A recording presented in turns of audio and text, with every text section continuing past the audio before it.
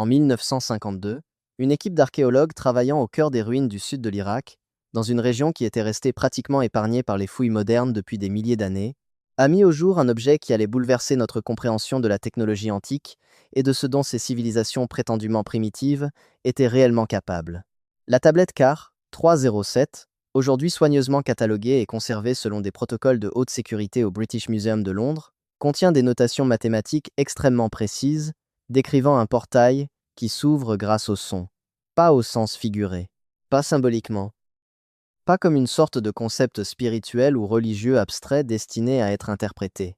La tablette indique la fréquence exacte en hertz, la durée exacte requise à la seconde près, ainsi que le motif harmonique spécifique nécessaire pour activer ce que les anciens sumériens appelaient la porte des veilleurs du ciel. La fréquence spécifiée sur cette ancienne tablette d'argile, 110 Hz, maintenue pendant exactement 72 secondes, dans une configuration de chambre très spécifique que la tablette décrit avec une précision technique extraordinaire.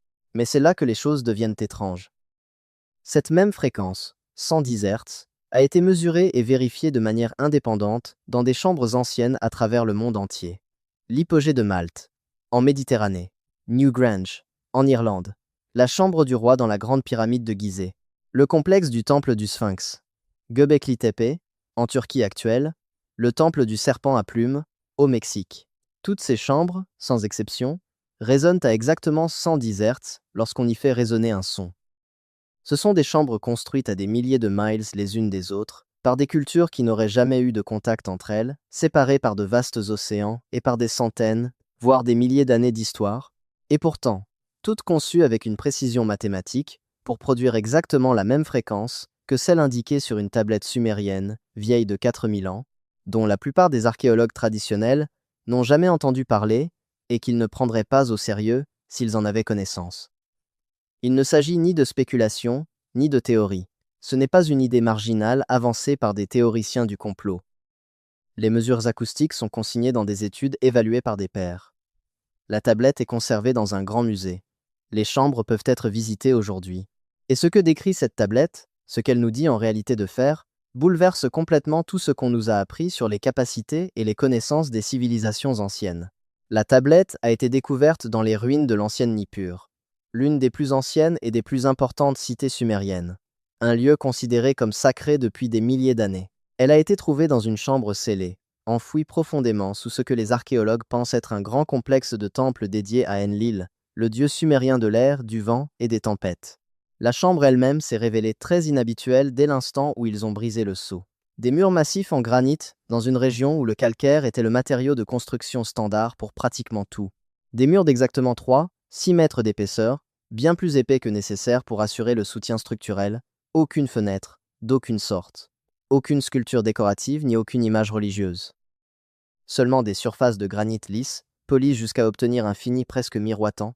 L'acoustique à l'intérieur de la chambre était si précise, si parfaitement conçue, que même un murmure créait des échos prolongés qui semblaient rester en suspension dans l'air pendant plusieurs secondes après que le son eut cessé, comme si la pièce elle-même avait été conçue pour capter et retenir les ondes sonores.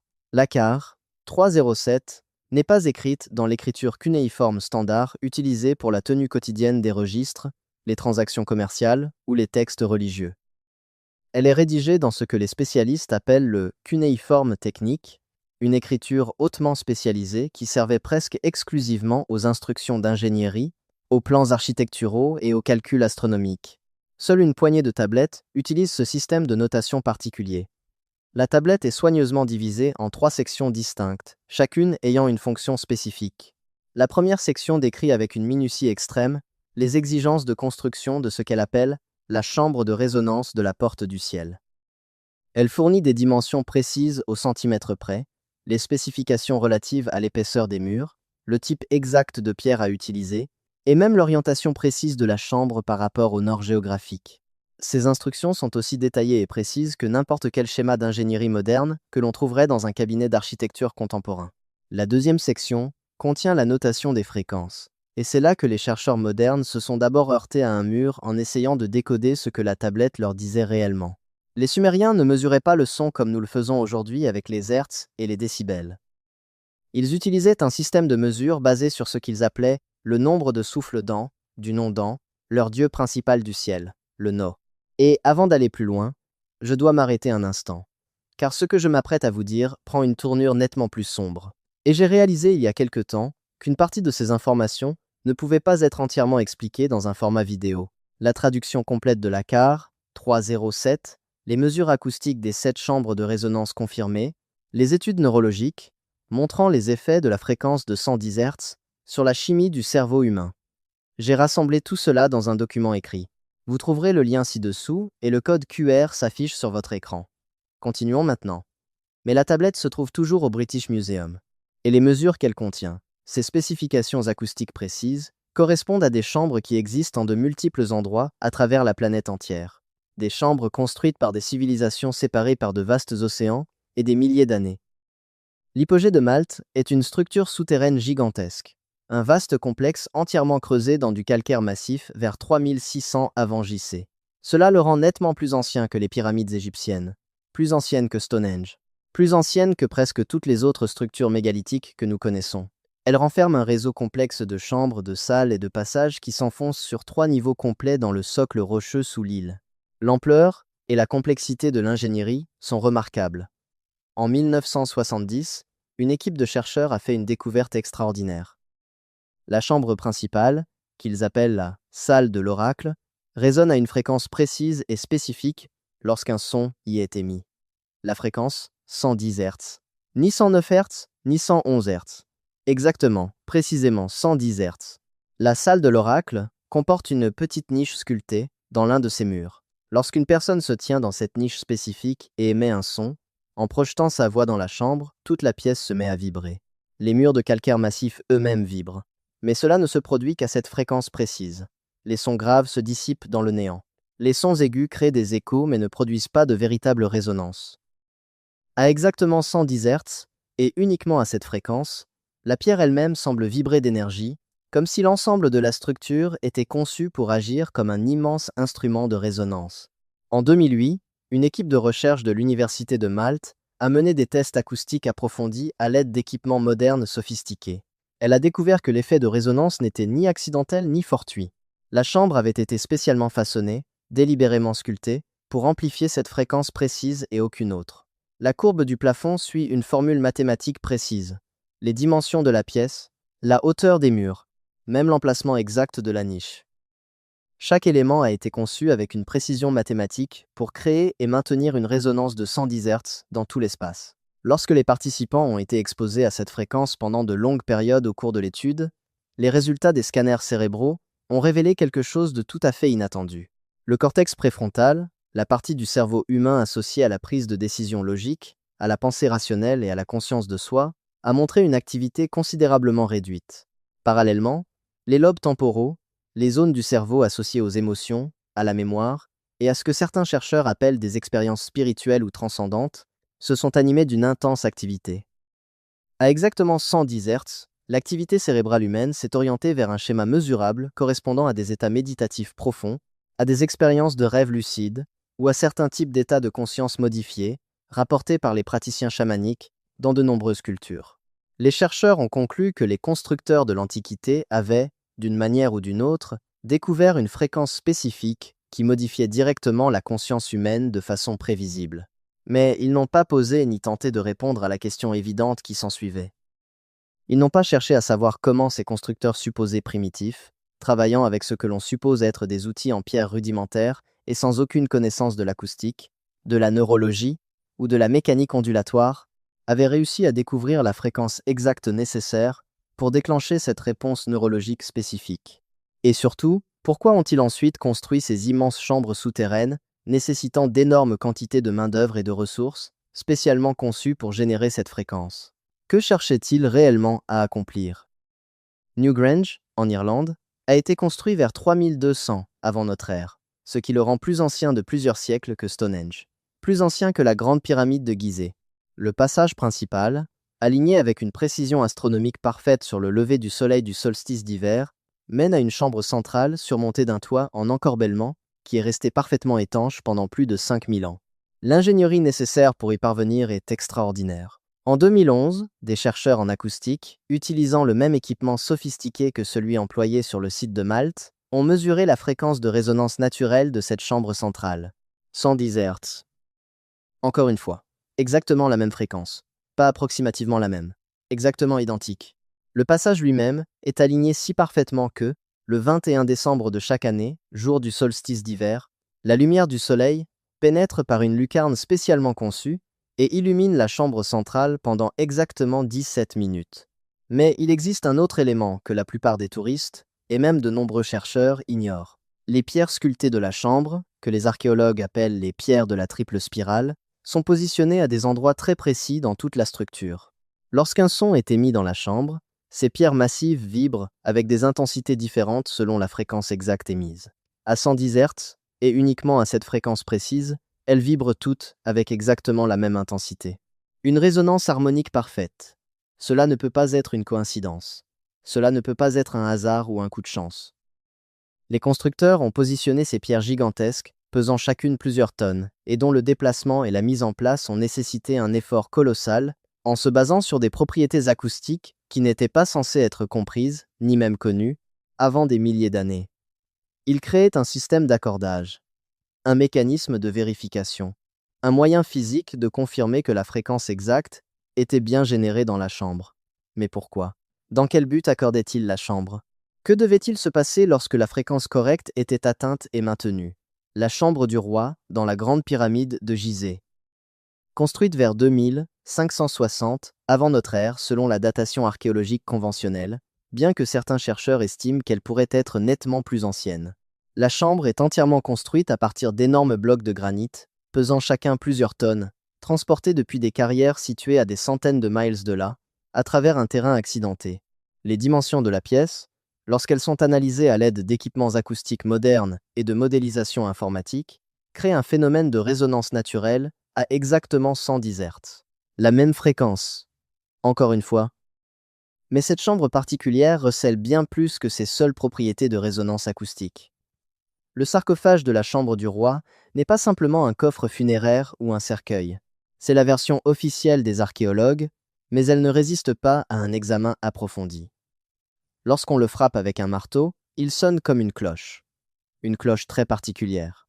En 2013, le chercheur John Stuart Reid a mené des expériences détaillées de cimatique à l'intérieur de la chambre à l'aide d'un équipement de précision. La cimatique est l'étude scientifique du son visible, c'est, à dire des motifs physiques que les ondes sonores créent dans divers milieux tels que l'eau, le sable ou d'autres matériaux.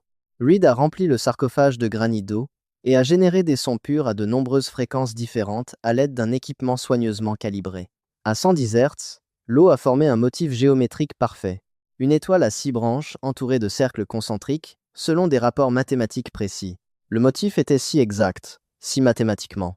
Avant de passer à ce qui s'est passé lorsque des chercheurs modernes ont tenté de reproduire l'intégralité du processus, arrêtez-vous un instant. Ce que vous venez d'entendre au sujet de l'alignement astronomique et de la date de 2026 est la partie qui change tout.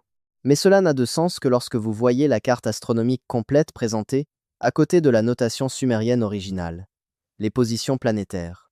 Les mesures précises en degrés. La fenêtre de 72 heures. Tout cela se trouve dans le document dont le lien figure ci-dessous.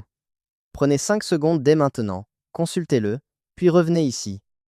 Car ce qui suit s'appuie directement là, dessus. Le lien se trouve dans la description. Le code QR est affiché sur votre écran. En 2019, une équipe de recherche financée par des fonds privés a tenté de recréer l'intégralité du processus décrit sur la tablette CAR 307. Il ne s'agissait pas d'une recherche universitaire officielle. Ce projet n'était pas approuvé par le gouvernement. Il s'agissait d'un groupe de particuliers fortunés qui estimaient que la tablette décrivait une technologie réelle et fonctionnelle, et non de la mythologie ou du symbolisme religieux. Ils ont construit une chambre selon les spécifications exactes indiquées sur la tablette, dans un endroit isolé, loin de toute zone habitée. Des murs en granit d'exactement 3-6 mètres d'épaisseur. Des dimensions correspondant au millimètre près aux proportions indiquées sur la tablette. Ils ont même orienté la chambre selon le nord géographique, exactement comme l'exigeaient les spécifications antiques. Ils ont attendu patiemment qu'un alignement astronomique mineur se produise, non pas l'événement complet de 2026, mais un alignement partiel impliquant Saturne et Jupiter qui a eu lieu fin novembre de cette année-là. L'équipe a généré une tonalité pure de 110 Hz à l'aide d'un équipement audio de qualité industrielle capable de maintenir une stabilité de fréquence parfaite. La tonalité a été maintenue pendant exactement 72 secondes. La fréquence a été mesurée et vérifiée en continu pendant toute la durée de l'expérience. Tout correspondait parfaitement aux spécifications de la tablette. À la 68 secondes de la tonalité, exactement au moment où les chercheurs d'Oxford avaient rapporté leur hallucination collective en 1973, il s'est produit quelque chose qui n'aurait pas dû être physiquement possible, selon les lois connues de la physique. L'équipement est tombé en panne. Pas progressivement, un système à la fois. Tous les appareils présents dans la chambre se sont éteints simultanément, instantanément. Les caméras ont cessé d'enregistrer, en plein milieu d'une image. Le matériel audio s'est complètement coupé. Même les appareils alimentés par batterie, ces appareils dotés de sources d'énergie totalement indépendantes, et n'ayant aucun lien avec le système principal, se sont éteints au même instant. Lorsque l'équipe est revenue prudemment dans la chambre, après avoir attendu environ 10 minutes, elle a découvert quelque chose qui enfreignait tous les principes connus de la thermodynamique et de la science des matériaux. Des traces de brûlure sur les parois de granit. Pas des traces de brûlure dues à un feu ou à une source de chaleur externe appliquée à la surface. Il s'agissait de traces de brûlure qui semblaient émaner de l'intérieur même de la pierre, de la structure moléculaire du granit. Comme si la roche avait été chauffée depuis l'intérieur de sa propre matrice cristalline. Les traces formaient des motifs géométriques distincts, qui correspondaient exactement aux motifs cymatiques que John Stuart Reid avait documentés lors des expériences menées sur le sarcophage de la Grande Pyramide. L'équipe a immédiatement prélevé plusieurs échantillons. Les échantillons de granit ont été envoyés à 3 laboratoires d'analyse des matériaux totalement distincts et indépendants. Les résultats des 3 laboratoires se sont révélés identiques. Le granit avait été exposé à des températures dépassant les 800 degrés Celsius, mais uniquement à une profondeur de 2 à 3 mm exactement sous la surface.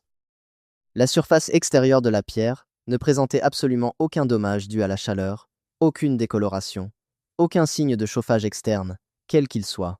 La structure moléculaire interne présentait des preuves claires et indubitables d'un échauffement extrêmement rapide, suivi immédiatement d'un refroidissement tout aussi rapide, créant des motifs de contrainte dans la matrice cristalline qui ne se produisent dans aucun processus géologique naturel connu.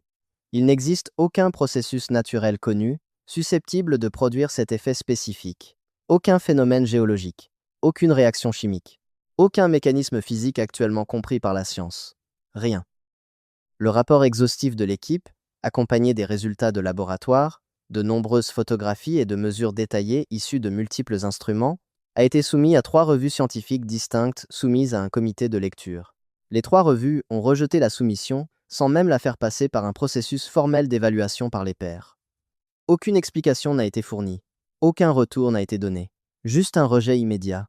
L'équipe a décidé de rendre ses découvertes publiques lors d'une conférence de recherche indépendante début 2020. 6 mois après cette conférence, la chambre a été démolie par des inconnus. L'ensemble du site a été entièrement rasé. Toute trace de la structure a été effacée. Lorsque l'équipe a tenté d'enquêter sur ce qui s'était passé et d'identifier les responsables, elle a découvert que le terrain avait été vendu à une société écran sans propriétaires identifiables, sans registre public, sans lien traçable, avec aucune entité connue. Mais les traces de brûlure avaient été minutieusement documentées avant la démolition. Les résultats de laboratoire sont conservés dans plusieurs bases de données indépendantes. De nombreux chercheurs ont vu et photographié la chambre avant sa destruction. Les preuves existent, dispersées dans des collections privées et des archives de recherche indépendantes. Des preuves qu'il s'est passé quelque chose dans cette chambre. Quelque chose que notre compréhension actuelle de la physique, de la science des matériaux et de la thermodynamique ne peut ni expliquer ni justifier. Les Sumériens nous ont laissé un ensemble d'instructions techniques détaillées. Ils n'ont pas écrit de mythes, de légendes ou de poésie religieuse. Ils ont rédigé des manuels techniques en utilisant un langage d'ingénierie précis. Ils ont décrit une technologie que nous ne comprenons pas, en s'appuyant sur un cadre que nous avons rejeté comme relevant de la mythologie, car nous ne pouvons accepter qu'ils aient possédé des connaissances que nous n'avons pas. Ils nous ont donné la fréquence. Ils nous ont donné la durée. Ils nous ont donné les plans de la chambre. Ils nous ont donné les exigences de synchronisation astronomique. Ils nous ont donné des avertissements explicites. Ils nous ont donné tout ce dont nous aurions besoin pour reproduire leur œuvre. Et ils nous ont avertis explicitement, dans un langage sans équivoque, de ce qui arrive à ceux qui restent à l'intérieur de la chambre une fois le processus achevé. Toutes les cultures anciennes à travers le monde possèdent des récits de portails, des passages vers d'autres royaumes, des portes menant au pays des dieux, au royaume des morts ou à d'autres dimensions. Nous avons toujours considéré tous ces récits comme de la superstition primitive, une mythologie créée par des peuples qui ne comprenaient pas le monde qui les entourait et avaient besoin d'histoires pour expliquer ce qu'ils ne pouvaient pas appréhender. Mais et si c'était nous qui ne comprenions pas? Et si nous étions tellement convaincus de notre propre supériorité technologique et intellectuelle que nous avions complètement ignoré les preuves d'une technologie avancée dans le monde antique, qui se trouvait pourtant sous nos yeux depuis toujours? Les Sumériens n'étaient pas primitifs. Les preuves sont accablantes. Ils disposaient de mathématiques avancées qui rivalisent avec les nôtres. Ils possédaient des connaissances astronomiques que nous n'avons pu confirmer que des siècles plus tard à l'aide de télescopes.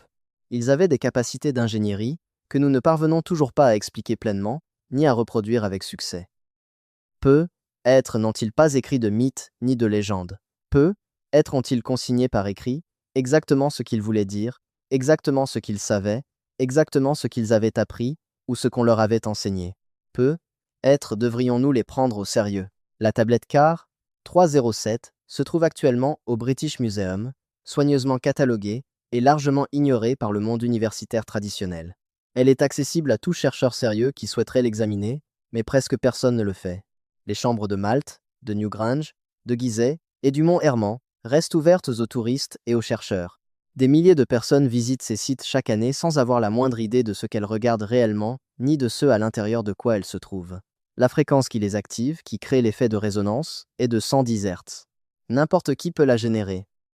Il suffit d'acheter en ligne un générateur de son basique pour moins de 50 $ afin de produire cette fréquence exacte. L'alignement astronomique de 2026 approche. Les conditions astronomiques spécifiques décrites sur la tablette seront réunies pour la première fois depuis près de 6000 ans. Et quelque part, probablement à plusieurs endroits à travers le monde, quelqu'un construira une chambre de résonance conforme aux spécifications. Quelqu'un produira une tonalité de 110 Hz. Quelqu'un la maintiendra pendant exactement 72 secondes au cours de cet alignement. Nous allons découvrir si les Sumériens documentaient une véritable technologie ou s'ils créaient une mythologie. Nous allons découvrir si la porte des observateurs du ciel existe réellement. Nous allons découvrir ce qui se passe lorsque le son et l'alignement astronomique se combinent exactement comme il faut. Et si c'est réel, si quelque chose s'ouvre, se manifeste ou se produit réellement, nous allons découvrir ce qu'il y a de l'autre côté. Nous allons découvrir où mène réellement ce passage. Nous allons découvrir ce que sont réellement les observateurs. Et nous allons découvrir pourquoi les Sumériens nous ont laissé des instructions détaillées pour l'ouvrir. Puis, nous ont immédiatement avertis, dans les termes les plus fermes possibles, de ne jamais nous trouver à l'intérieur de la chambre lorsqu'elle s'ouvrira réellement. La fréquence est de 110 Hz. La durée est de 72 secondes. L'alignement aura lieu en mai 2026. Ces instructions datent de 4000 ans. Soigneusement préservées dans l'argile et la pierre, elles attendent patiemment que nous soyons enfin prêts à les utiliser. La question n'est plus de savoir si nous pouvons ouvrir le portail. Les preuves suggèrent fortement que nous le pouvons. La vraie question est de savoir si nous devrions le faire, si nous sommes réellement prêts pour ce qui va suivre, si nous comprenons véritablement ce que nous faisons, car les Sumériens, avec toutes leurs connaissances avancées et toutes leurs capacités technologiques sophistiquées, ont fait un choix très précis. Ils ont choisi de sceller la chambre de Nippur, ils ont choisi d'enterrer la tablette CAR 307 sous 3 mètres d'argile.